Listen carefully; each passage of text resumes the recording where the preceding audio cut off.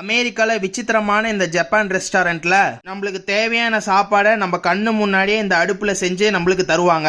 Japan ரெஸ்டாரண்டோட menu கோணி பாருங்க, அவங்க கையில வச்சிருக்கிற விசிறி மாதிரியே இருக்கு.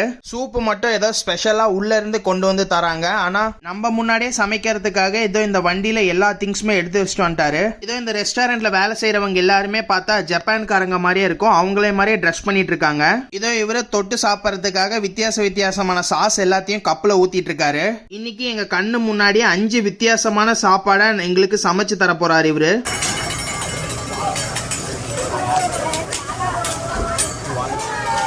இன்னும் சமைக்க ஆரம்பிச்சிட்டாரு. இன்னும் சமைக்கணும்னா ஃபர்ஸ்ட் எண்ணெயை ஊத்தணும்ல, அதனால ரொம்பவே ஃபேமஸான ஜப்பான் எண்ணெயை ஊத்துறாரு அந்த அடுப்பு மேல. ஃபர்ஸ்ட் ஒரு சைடு அடுப்புக்கு மேல பாத்தீங்கன்னா ஒயிட் ரைஸ் போட்டாரு. இன்னும் 2 வெங்காயம் பீஸ், இன்னும் கேரட், எல்லா வித்தியாசமான வெஜிடபிள்ஸ் எல்லாமே அந்த அடுப்பு மேல போட்டாரு. இன்னொரு பக்கத்துல என்னமோ நூடுல்ஸ் போட்டிருக்காரு. இன்னும் நடுவுல இருக்கிற இந்த வெஜிடபிள்ஸ் எல்லாமே சின்ன பீஸா கட் பண்றாரு. இது என்னமோ ஃப்ரைட் ரைஸ்க்கு நினைக்கிறேன். கட் பண்ணி வச்சிருக்கிற இந்த காளான் எடுத்து அடுப்பு மேல போடுறாரு. அதுக்கப்புறமேட்டு சாமன் சொல்ற மீன் எடுத்து அந்த அடுப்பு மேல வைக்கிறாரு. இந்த மீன் சாப்பிடறதுக்கே ரொம்பவே டேஸ்டா இருக்கும், அதே டைம் கொஞ்சம் காஸ்ட்லியும். இன்னும் அந்த பிளேட்ல மீதி இருக்கிறது என்னன்னு பார்த்து சொல்லுங்க பாப்போம். இன்னும் அதுக்கு மேல கொஞ்சமா மசாலா போடுறாரு. இங்க இருக்கிறவங்க எல்லாத்துக்குமே உப்பும் பிரியாணி பவுடரும் தான் போடுவாங்க, அவங்களுக்கு மஞ்சள்னா என்னன்னு தெரியாது.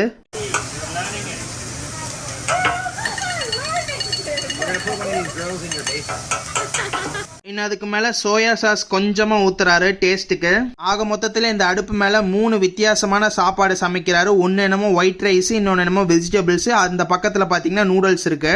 ஏதோ இப்ப இந்த வெங்காயத்தை வச்சு டிசைன் பண்ணி ஏதோ மேஜிக் பண்ண போறாரு. இன்னும் அந்த வெங்காயம் வச்சு ஏதோ மலை மாதிரி கட்டிட்டு இருக்காரு. அப்புறமேட்டு அதுக்குள்ள எண்ணெயை ஊத்துறாரு. இன்னும் அதுக்குள்ள இன்னொரு வகையான எண்ணெயை ஊத்துறாரு. எனக்கு தெரிஞ்சு இதை நெருப்பு வர வைக்கிறதுக்கு நினைக்கிறேன். இதெல்லாம் பார்க்கும்போது சர்க்கஸ்ல ஏதோ ஷோ மாதிரி இருக்கு, சாப்பிட்றதுக்காகவே இந்த மாதிரி ஷோ பண்றாங்க.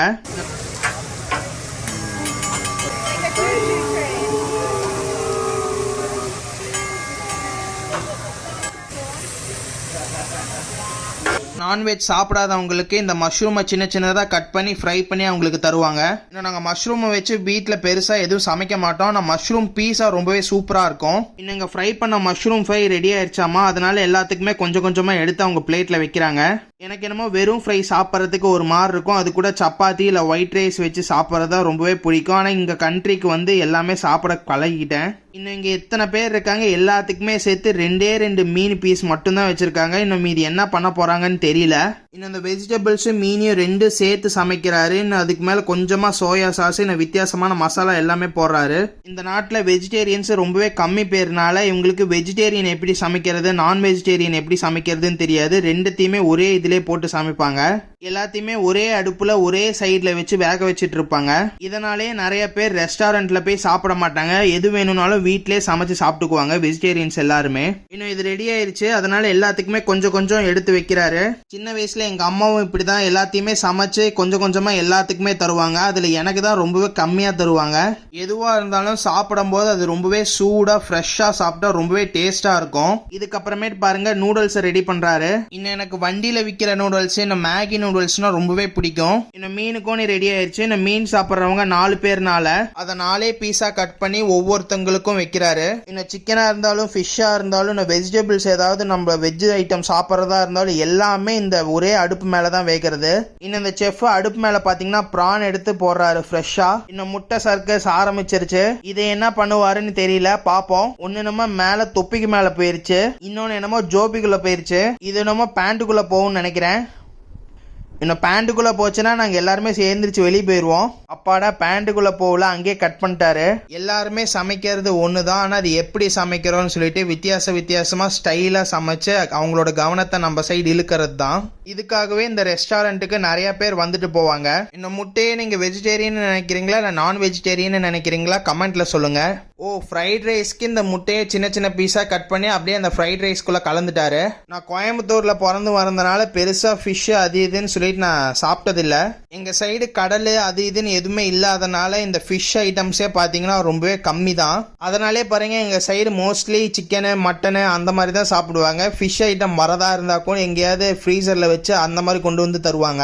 இன்னும் உயிரோட இருக்கிற மீன்லாம் கிடைக்கிறதே ரொம்பவே கஷ்டம். இங்க அமெரிக்காலையும் பாத்தீங்கன்னா நான் சொல்ல தேவையில்லை, எல்லாத்தையும் ஃப்ரீசர்ல வச்சு தான் நம்மளுக்கு தருவாங்க. அது 2 நாளாக இருந்தாலும் சரி 3 நாளாக இருந்தாலும் சரி. இன்னும் நம்மளுக்கு வேணும்னா கொரியா மார்க்கெட்டில் அந்த மாதிரி இடத்துல இன்னும் உயிரோடு இருக்கிற மீனே கிடைக்கும். ஆனால் அதுவும் ரொம்பவே காஸ்ட்லியாக இருக்கும். இன்னும் மீதி இருக்கிற இடத்துலலாம் பார்த்தீங்கன்னா இந்த ஃப்ரோசனுக்குள்ளே வச்சு தான் நம்மளுக்கு தருவாங்க. இன்னும் ப்ரான் ரெடி ஆயிடுச்சு. எல்லாத்துக்குமே பார்த்தீங்கன்னா ஒவ்வொருத்தங்களுக்கு 2 பீஸ் கொடுக்குறாங்க. இன்னும் எது சாப்பிட்றதா இருந்தாலும் நம்ம லிமிட்டாக சாப்பிட்டோன்னா நம்ம உடம்புக்கும் நல்லது, நம்ம உடம்புக்கும் ஒன்றுமே ஆகாது. இன்னும் எக் ஃப்ரைட் ரைஸ்க்கும் ரெடி ஆயிடுச்சு.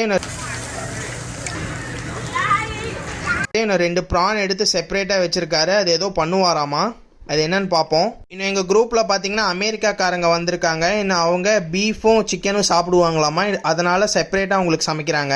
நான் சொன்ன மாதிரியே பாருங்க, பீஃபும் சிக்கனும் அந்த ஒரே அடுப்புலேயே போட்டு சமைக்கிறாங்க. ரெண்டுத்தையுமே கொஞ்சம் தூரமாக வைப்பா, கலந்து அதுக்கு வித்தியாசம் தெரியாமல் சாப்பிட போகிறோம். இன்னும் அதே கத்தியை வச்சு கட் பண்ணுறது, இன்னும் அதே கத்திலே எல்லாத்துக்குமே எடுத்து தரது. இன்னும் அந்த பீஃபையும் சிக்கனையும் கட் பண்ணுறதுக்கு கத்தியை ஷார்ப் பண்ணுறாரு. உங்கள் வீட்டு பக்கத்தில் இந்த சாணம் பிடிக்கிறவங்களாம் வீட்டு கீழே வந்து இந்த மாதிரி சாணம் பிடிக்கிறோன்னு சொல்கிறாங்களே, அந்த மாதிரி உங்கள் வீட்டுக்கு இப்பெல்லாம் வராங்களான்னு மறக்காம கமெண்ட்ல சொல்லுங்க. இன்னும் அந்த கத்தியை வச்சு சிக்கனை சின்ன சின்ன பீஸா கட் பண்றாரு. இன்னும் எங்க குரூப்ல பாத்தீங்கன்னா இந்த பீஃபையும் சிக்கனையும் மிக்ஸ் பண்ணனால நிறைய பேர் எங்களுக்கு வேணான்னு கை தூக்கிட்டாங்க. நான் இந்த மாதிரி ஜாப்பனீஸ் ரெஸ்டாரண்ட்டுக்கு வர்றது இதுதான் ஃபர்ஸ்ட் டைம். எங்க ஃபேமிலியில ஒருத்தங்களுக்கு இன்னைக்கு பிறந்த நாள்னால சரி வித்தியாசமா ஏதாவது சாப்பிடலாமேன்னு சொல்லிட்டு இந்த ஜாப்பனீஸ் ரெஸ்டாரண்ட்டுக்கு எல்லாருமே சேர்ந்து வந்தோம். இன்னும் அந்த பீஃபும் சிக்கனும் பாருங்க நல்லாவே அந்த அடுப்பு மேல வெந்துருச்சு. Happy birthday to you. இன்னும் அதில் 2 பீஸாக எடுத்து எல்லாத்துக்குமே பாருங்க சரிசமமாக கொடுக்குறாரு. ஃபர்ஸ்ட் அந்த வெஜிடபிளும் மீனும் சமைக்கும் போது ஒன்றுமே தெரியல. நான் செகண்ட் இந்த பீஃபும் சிக்கனும் சமைக்கும் போது பாருங்க ஏதோ ஒரு வாடை மாதிரி அடிக்குது. ஒருவேளை நான் பீஃப் சாப்பிடாதனால எனக்கு அப்படி ஏதாவது ஸ்மெல் வரும்னு நினைக்கிறேன். ஒரு தடவை நம்ம என்ன சாப்பிட்டு பழகிறோமோ அதுதான் நம்ம வாழ்நாள் முழுக்க நம்ம சாப்பிடுவோம். ஏதாவது புதுசாக சாப்பிட்டு அது நம்மளுக்கு பிடிச்சிருந்தா மட்டும்தான் அது நம்ம உடம்புக்கு ஏற்றுக்கும். தனியாக இந்த 2 ப்ரான் மட்டும் எடுத்து வச்சிருந்தால அதை வச்சு ஏதோ ஒரு கேம் விளாட்றாராமா, அது என்னன்னு பார்ப்போம். பீஃப் சாஸ்ல வெந்த இந்த சிக்கனுக்கு என்ன பேர் வைக்கலான்னு நீங்களே சொல்லுங்க. பீஃப் சிக்கனா சிக்கன் பீஃபா என்ன பேர் வைக்கலான்னு சொல்லுங்க. இன்னும் அடுப்பு மேல இருக்கிறத எல்லாத்தையுமே கிளீன் பண்றாரு. இன்னும் இந்த ப்ரானை வச்சு என்ன பண்ணுவாருன்னு பாத்தீங்கன்னா அந்த ப்ரானை நின்ன இடத்துல இருந்து தூக்கி போடுவாராமா, நம்ம வாயிலே கேட்ச் பிடிக்கணுமாமா. இன்னும் அவர் பாருங்க வாயிலே சூப்பரா கேட்ச் பிடிச்சிட்டாரு. இன்னும் இந்த பையனுக்கு சூப்பரா வாயிலே கேட்ச் பிடிச்சிட்டான். இன்னும் என்னோட பையனுக்கு பாருங்க இவ்வளவு டேலண்ட் இருக்குன்னு இப்பதான் தெரியுது, அவனும் கேட்ச் பிடிச்சிட்டான். இவரை பாருங்க என் மூஞ்சுக்கு போடுறாரு. பாடா கடைசியில எனக்குன்னு ஒண்ணு மாட்டிக்கிச்சு. பர்த்டேக்குன்னு சொல்லிட்டு ஒரு சின்ன ஒரு கேக் ஒன்று கொண்டு வந்திருக்காங்க இவங்க. இந்த ரெஸ்டாரண்டாவது நியாயமா அவங்களே வந்து நம்மளுக்கு சமைச்சு தராங்க. ஆனா இந்த கீழே இருக்கிற வீடியோல நம்மளே பணம் கட்டி நம்மளே ரெஸ்டாரண்ட்டுக்கு போய் நம்மளுக்கு தேவையானதை நம்மளே சமைச்சு நம்மளே சாப்பிட்டுக்கணும். அந்த வீடியோவை மறக்காம பாருங்க. இன்னும் ஆப்போசிட்ல பாருங்க எங்களுக்கு சமைச்ச மாதிரியே இன்னொரு ஃபேமிலிக்கும் அவரு சமைச்சு தராரு.